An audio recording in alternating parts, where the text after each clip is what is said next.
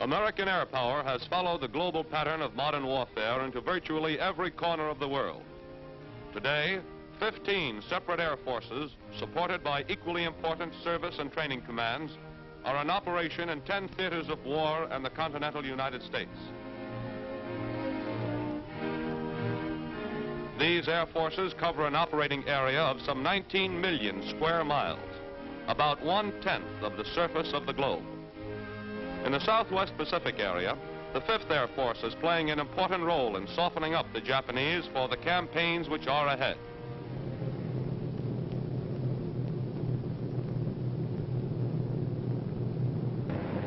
The personnel strength of this Air Force is about 110,000. It has over 2,000 airplanes.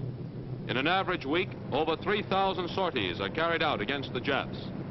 And during an average week, the Japs feel the destruction of over 1,100 tons of bombs dropped by 5th Air Force planes.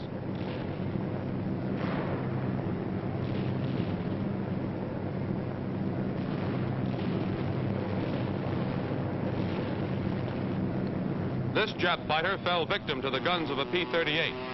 Thousands of others have either been shot down or destroyed on the ground. Statistics show that for every plane we lose, the Japs are losing 6. These B-25s are carrying out low-level strafing operations against Jap surface vessels and a Jap-held airfield.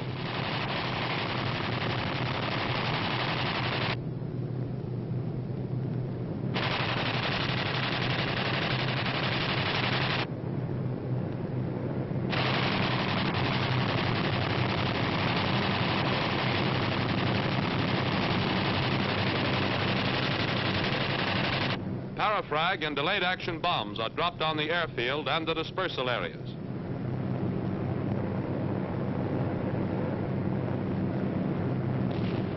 "3,000 sorties and 1,100 tons of bombs per week. These rates measure the current intensity of 5th Air Force operations.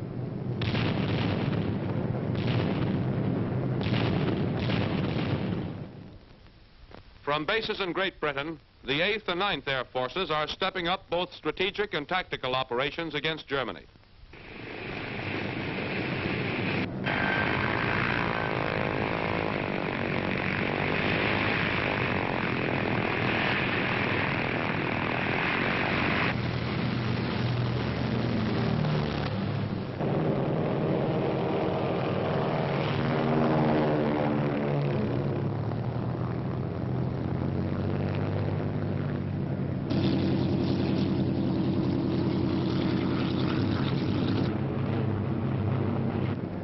These air forces have a personnel strength of over 350,000.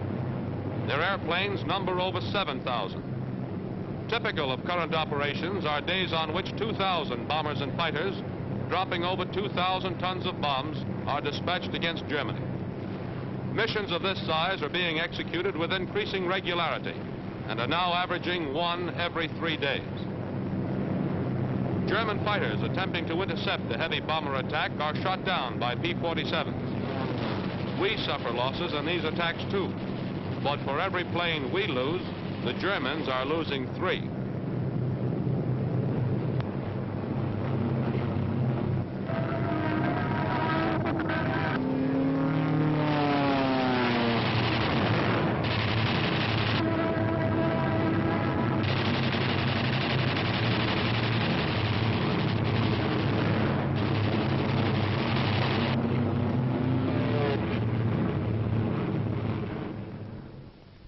Today, from these fronts all over the world, a series of flight paths lead back to the nerve center of all AAF operations, the continental United States.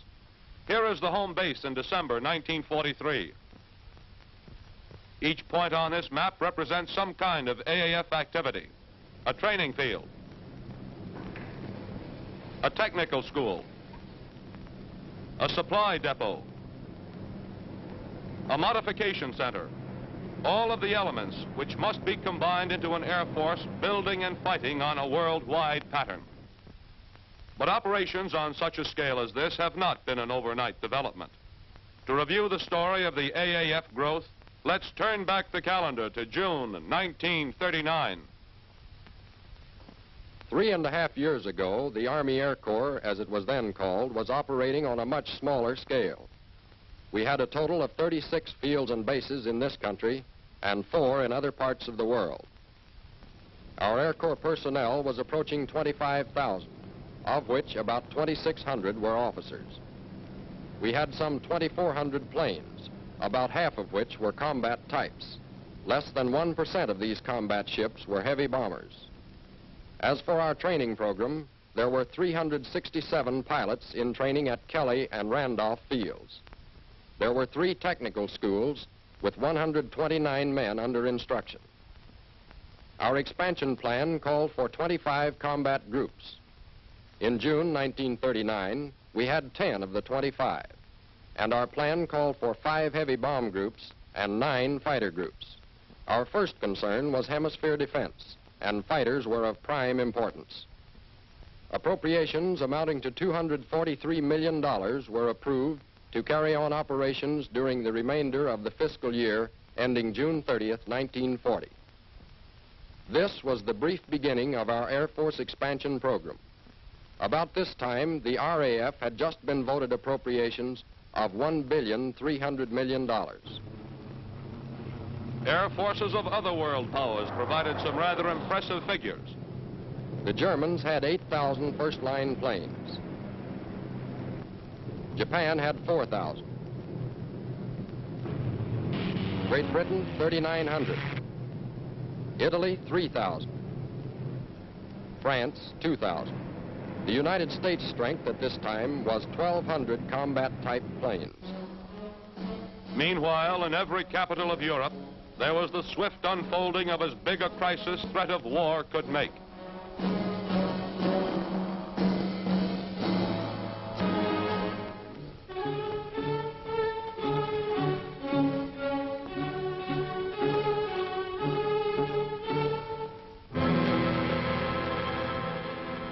Then, when von Ribbentrop flew to Moscow to sign a non-aggression pact with Russia, it was as though a bomb had exploded. Now the democracies could wait, plan, answer, and defend, but they could not come through with an action for peace as inspired as Hitler's action for war. While the cauldron boiled in Europe, the Army Air Corps celebrated its 30th birthday. It was announced that a Boeing B-17 had just hurtled from coast to coast in 9.25 hours, an average of almost 260 miles an hour.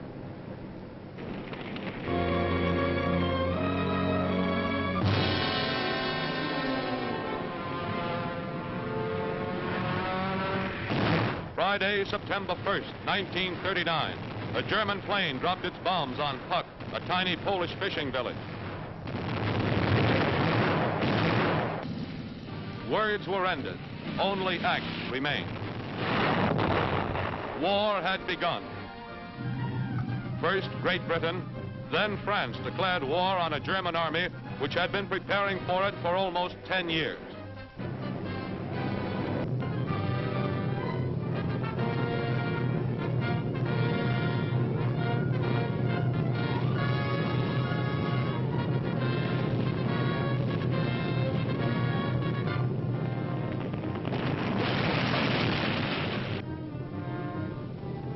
Through this first great German aerial blitz against Poland, the American aviation scene was beginning to change. Our relative standing with the other nations of the world hadn't changed much. Our plane strength of 2,546 had only increased 24 a month during the last 6 months of 1939. and 144 planes weren't a lot to add to our total. But orders had been placed for 1,000 military aircraft, the largest peacetime orders in the history of U.S. aviation. And by the end of 1939, Air Corps personnel had increased to 43,000. The Air Corps had now taken over and expanded existing civilian flying and mechanical schools and had organized others as a foundation for the needed expansion of its training facilities.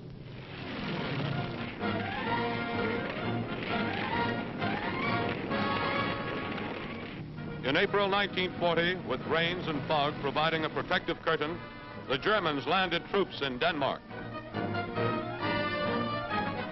Then Norway.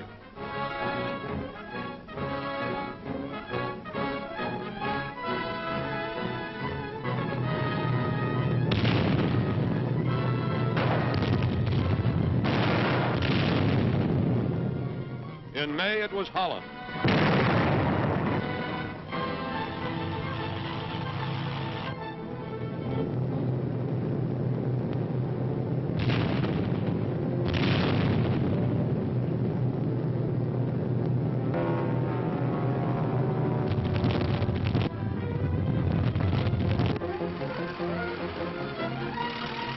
Then Belgium.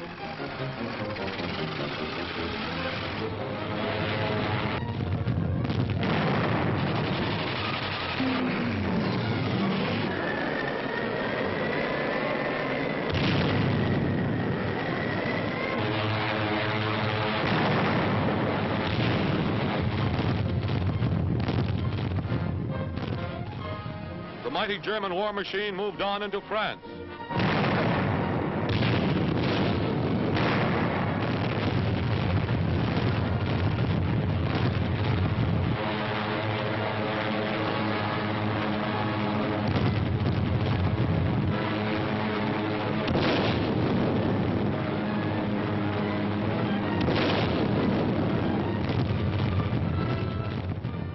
The campaign of the lowlands was climaxed by the dramatic Allied evacuation at Dunkirk.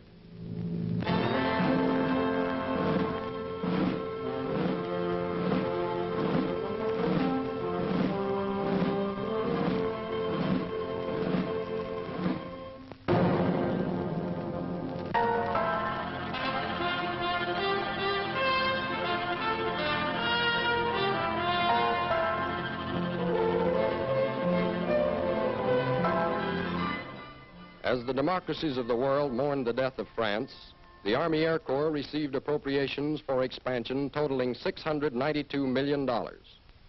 And in September of 1940, another $1.5 billion was voted to be spent during the fiscal year ending June 30th, 1941. This last appropriation was almost as large as the total amount of money appropriated for Army aviation during its first 33 years. September 1940 brought about the British-American exchange of island bases for overage destroyers. The Selective Service Act was passed, and the Air Corps was now assured of a continuous source of trainees. And on September 27, 1940, Japan joined the Axis. More important were signs that the Army Air Corps was beginning to put on weight and muscle. By this time, the total personnel had increased to almost 75,000. Our plane strength had increased 1,000 in the past 14 months, bringing the total to over 3,400. About 1/3 of these were combat types. In November 1940, the Army Air Corps revised its program upward from 25 to 54 combat groups, the first aviation objective. Actually, we had 31 groups at that time. The new program called for 14 heavy bomb groups and 24 fighter groups, as the Air Corps began to expand sufficiently to consider limited offensive as well as defensive operations. At year-end 1940, the Germans totaled up their activities and found they had dropped almost 43,000 tons of bombs on England since August of that year. About 10 tons for every ton the RAF was dropping on them.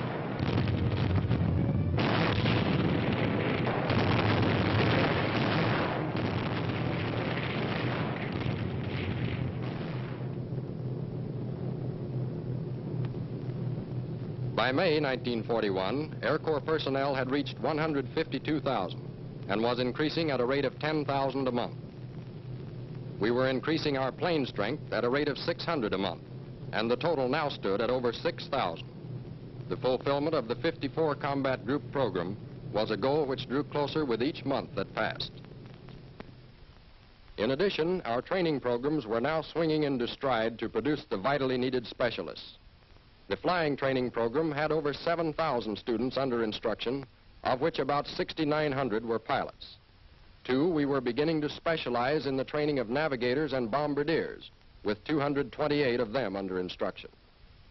There were almost 22,000 students in the various stages of the technical training program. On June 22nd, 1941, the German armies moved against their former pact partner, Russia.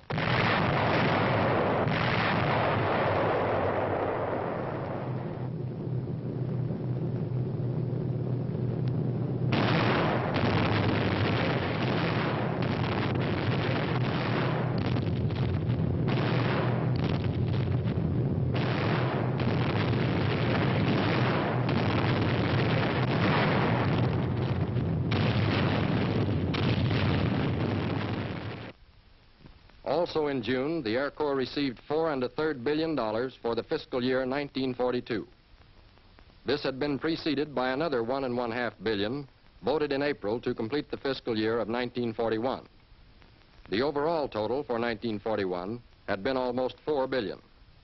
Together, these appropriations made a grand total of $8.5 billion, which the Air Corps had received from June 1939 to June 1941. In August 1941, the second aviation objective replaced the first, and operations were scaled to meet the demands of 84 combat groups. We actually had 59 groups, and our new objective would, for the first time, give heavy bombers and fighters equal planning emphasis. We were to have 24 groups of each. The end of November 1941 saw the personnel strength of the Air Corps hit 297,000. 25,000 of this total were stationed at bases outside the continental U.S. Under instruction in the flying training program were over 13,500 students, including over 12,000 pilots and some 800 bombardiers, navigators, and flexible gunners. Almost 30,000 students were under instruction in the network of technical training schools across the country. We now had 96 bases and stations, and 41 more had been authorized or were under construction. Our plane strength was almost 11,000, but only 3,000 of this total were combat types, and less than 1,200 of these were suitable for immediate action measured by standards at that time. About 525 of these first-line combat planes were located in the Pacific area. That's the record to December 7th.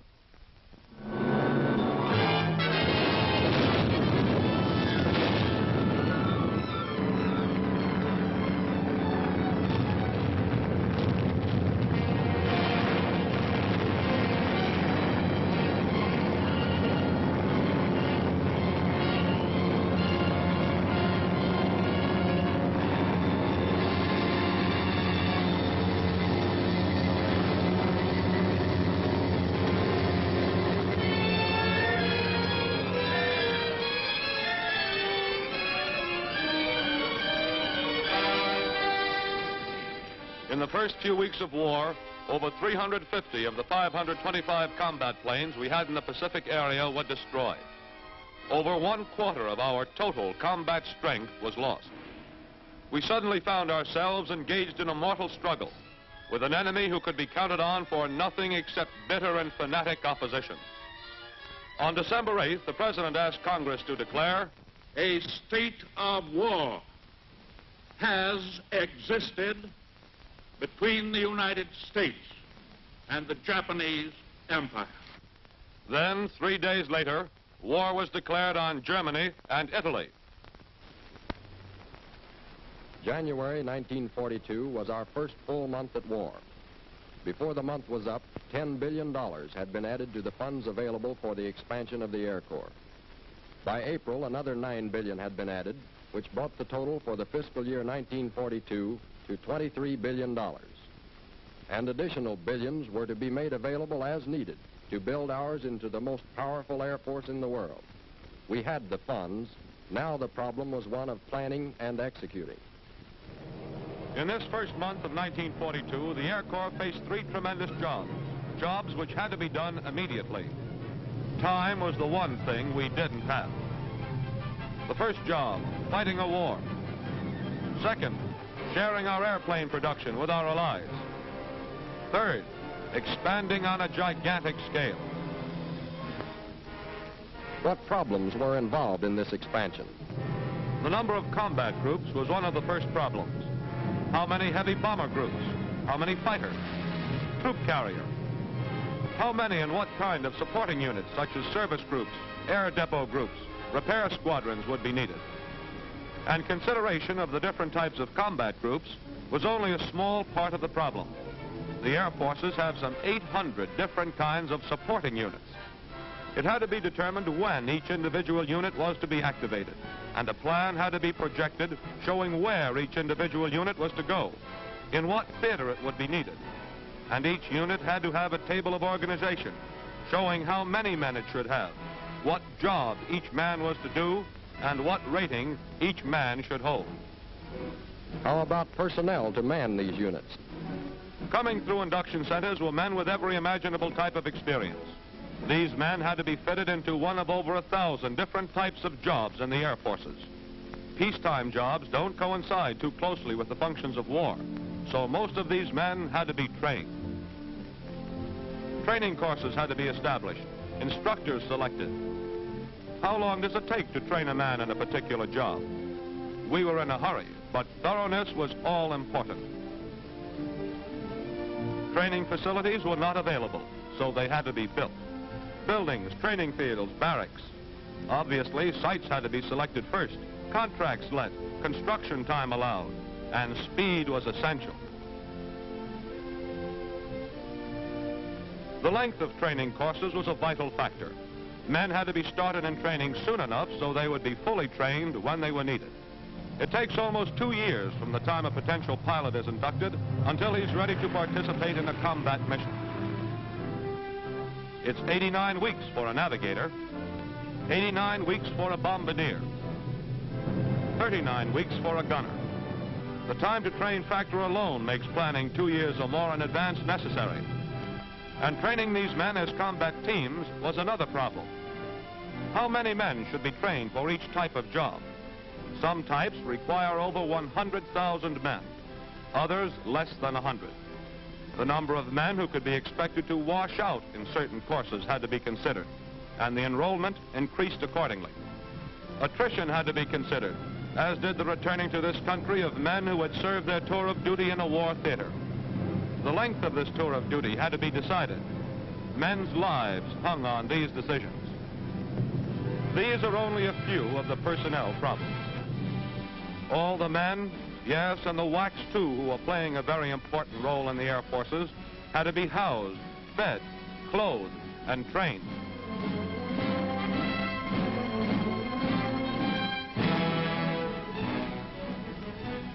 Hospitals and adequate medical care were essential. Huge stores of food were necessary. Arrangements had to be made to pay each man, insure him, and yes, entertain him too. What problems were involved in the airplane picture? Airplane production had to be planned by type, model, and series. It had to be determined when these planes were needed and where. This involved consideration of over 450 different kinds of airplanes. The number of airplanes needed required analysis of the percentage which would be grounded for repair, modification, and other causes. In the average theater, over 40% of the total planes are grounded at all times. An appropriate reserve also had to be planned. Losses had to be anticipated.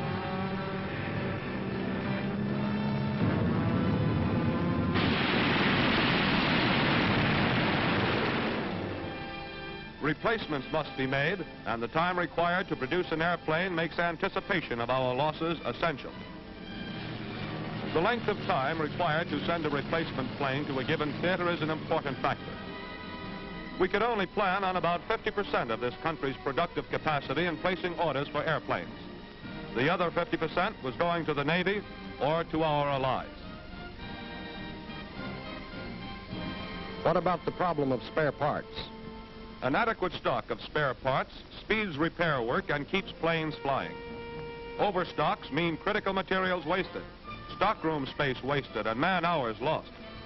Decisions had to be made as to what kinds of spare parts, for what type, model, and series of airplanes should be stocked in each individual stockroom. Yes, and when. What about equipment and supplies? Each individual unit of the Air Forces had to have a table of equipment, setting forth in detail just what items it would need. And the individual items of equipment which had to be covered numbered over 500,000 and varied from a nut or bolt to a multi-ton truck. The quantities of each of these items had to be determined and orders placed. How about bombs? Some 18 different types, varying from a 2,000-pound general-purpose bomb to a 4-pound incendiary. The types needed for different targets was a big factor. The number of each type had to be decided and orders placed soon enough to ensure that our bombers would have enough of the right kind of bombs to drop on a given target at the right time. And gasoline. A heavy bomber in the United Kingdom averages some 240 gallons per hour of flight. A fighter in India will use about 50 gallons per hour. In 3 months of 1943, over 100 million gallons of gasoline were consumed by overseas units. This is high-octane aviation fuel. Again, decision had to be made as to how much would be needed, when and in what theater. Facilities to produce this gasoline had to be built. Transportation was another problem. Not only the gasoline, but the men, the planes, the equipment, the supplies, the spare parts, the bombs, all had to be moved within this country and, more important, overseas. These are just a few of the problems involved in the expansion of our air forces, but they all had to be solved. February 1942 brought the latest revision of the combat group program. This time it was upward from 84 to 115. We actually had 71 groups, and now for the first time, heavy bomb groups were to outnumber fighter groups. It was to be 34 to 30. In March, the complete streamlining of the United States Army created the Army Air Forces with General Arnold in command.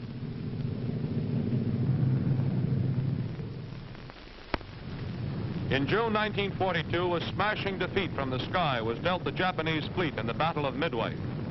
Army Air Force planes joined United States naval forces in the decisive repulse of an enemy task force bent upon seizing Midway and Hawaii as a prelude to the invasion of our west coast.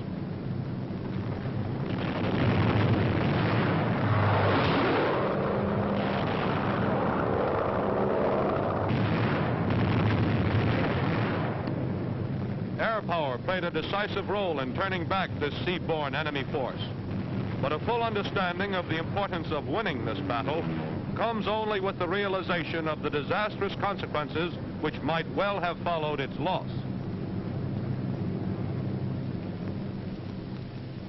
Signs of rapid expansion were evident in June 1942 when the total personnel assigned to the Air Forces had jumped upward to well over 750,000. Our total aircraft was now almost 22,000. In June, Hitler's fortress Europe rocked under the terrific pounding of RAF bombers.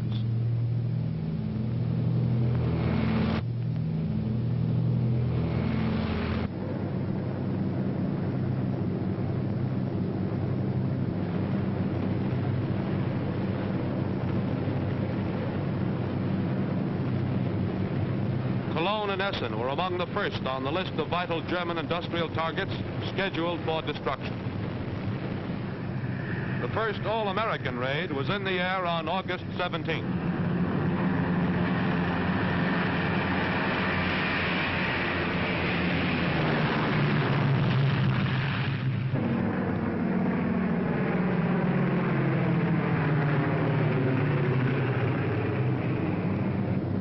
formation of 18 B-17s was on its way to attack Rouen.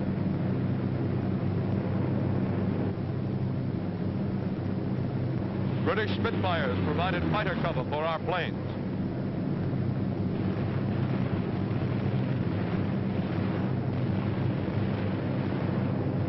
Over the target, Nazi fighters attempt to intercept the bombers and are driven off by the Spitfires.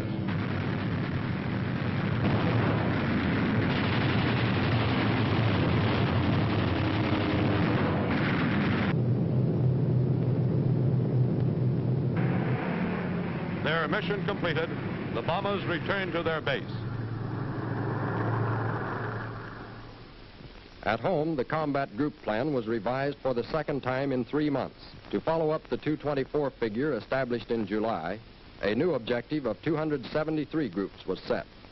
That September, we actually had 109 groups. Of outstanding interest was the fact that this newest plan called for 104 heavy bomb groups and 90 fighter groups. Clearly, future planning was concerned a great deal with the offensive punch which the heavy bombers could deliver.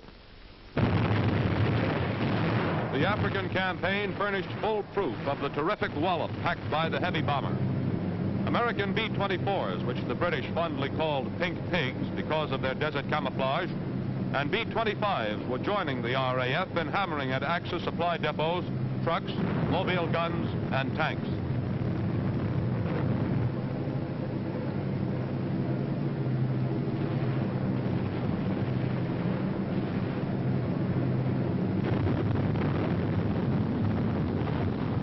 By early November, Rommel was in full retreat across the top of Africa.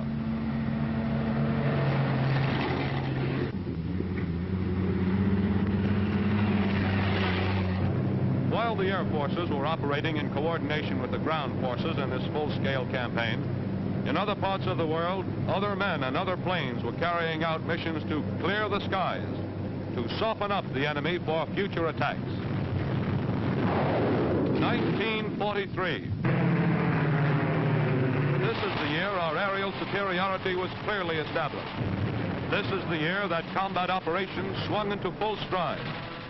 Yes, Italy, Germany, and Japan can attest to that. First quarter. American Air Force's planes flew more sorties in this quarter in just 3 months than they did in all of our previous war activity. They dropped more bombs from January through March than they did from Pearl Harbor to the end of 1942. Our personnel was now in excess of 2 million, and it had been increasing at a rate of 150,000 a month during this first quarter. In the matter of aircraft strength, our total figure as of March 31st, 1943, was almost 43,000, and we were adding to this at a rate of about 2,700 planes a month net. Our combat losses of 381 planes, compared to the Axis losses of 1,206, showed a ratio in our favor of a little better than 3 to 1, not to mention 459 enemy planes probably lost. The training picture at the close of this first quarter showed new peaks of activity. There were over 98,000 men under instruction in the flying training program, including over 72,000 pilots and almost 8,000 each of bombardiers, navigators, and gunners. Technical training now had 185,000 students under instruction. At 15:15, March 1st, 1943, a lone B-24 of the 321st Heavy Bomber Squadron sighted a Jap convoy in the Bismarck Sea. Whatever the mission of that convoy, it was never completed. Our air power saw to that.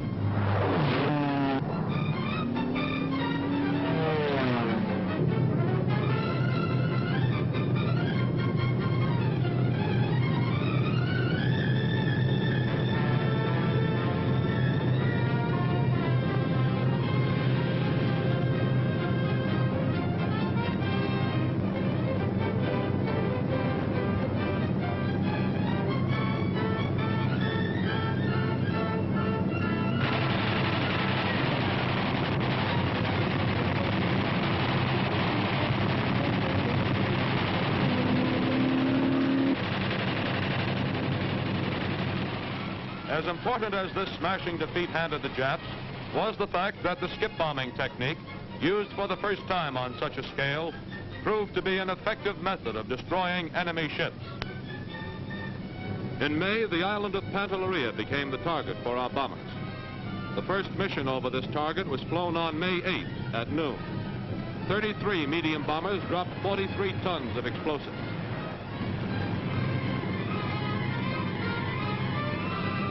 "34 days later, on June 11, after almost 6,000 tons of bombs had been dropped by our planes, Pantelleria surrendered. 13 American aircraft were lost. Second quarter. The number of sorties flown in this quarter was more than double the total in the year's first quarter. The bomb tonnage dropped was 2.5 times as great. While offensive activity was doubling itself in intensity, the personnel picture in the Air Forces was starting to level off toward the completion of the 273 combat group plan. The actual strength was about 2,200,000. Our total aircraft inventory was, for the first time, in excess of 50,000 planes. In the matter of combat losses, our quarterly tally was 507, as compared to the enemy's 2,352, an advantage now for us of better than 4.5 to 1. In addition, 700 enemy planes were listed as probably lost. In August, the sorties against Germany had begun to follow a round-the-clock schedule. The RAF was hitting with all its power and area bombing attacks at night.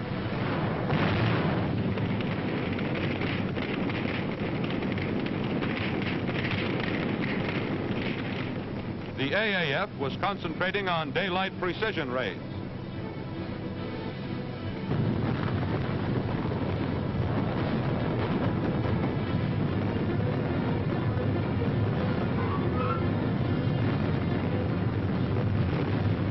The raid on Ploiești installations in the heart of the Romanian oil fields was a high point during this month.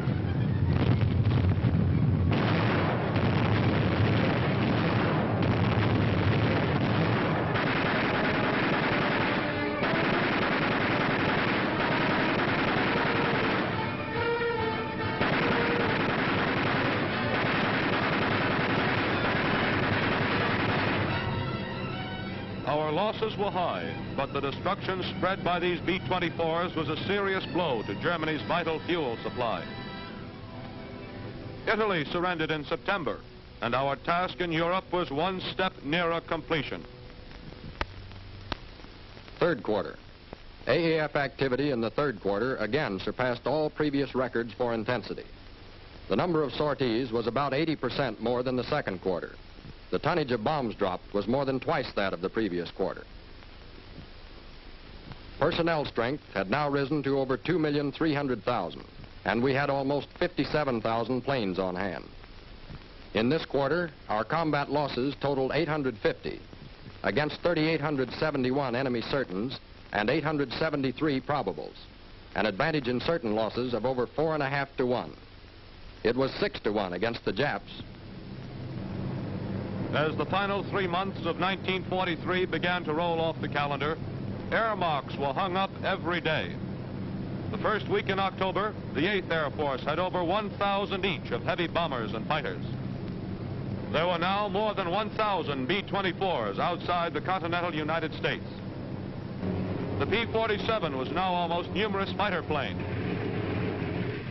On October 8th, 855 planes left Great Britain for a raid on Bremen and Vegasek. The effort and planning necessary to accomplish a mission of this size can hardly be realized simply in the number of planes involved. The planes flew a distance of at least 850,000 miles and traveled over 1,400 miles just on the ground in takeoffs, landings, and taxiing. They used almost 1 million gallons of gasoline and 25,000 gallons of oil. They were loaded with 2.5 million pounds of bombs, 2.75 million rounds of ammunition, and perhaps 800 pounds of maps. More than 5,000 crew members were over enemy territory for periods of from 2 to 6 hours. In October, United States production went over 8,000 planes per month. We were producing 1,000 heavy bombers per month for the first time. Also, a rate of 50,000 sorties per month was reached in October. In November, 1 million crossings over enemy lines had been made by Air Force crew members. In December, the Air Forces were dropping over 1 ton of bombs per minute of daylight on the enemy. At the end of December 1943, the Air Forces could look back on a year of tremendous activity, on a year which provided unmistakable trends of increasing intensity and strength. In the first half of the year, the Air Forces performed 104,000 sorties. Almost 2.5 times as many were performed in the second half. We dropped 46,000 tons of bombs during the first half of the year. For the second half, it was almost 3 times as many. Our combat losses during the first half total less than 900. The Axis lost over 3,500. We lost 1,700 planes during the second half, more than the first, yes, but the Axis lost almost 7,800. Their losses increased over 5 times as much as ours. At year end, our personnel strength stood at about 2,400,000. Our airplane strength had risen to over 65,000. Yes, the trends are unmistakable.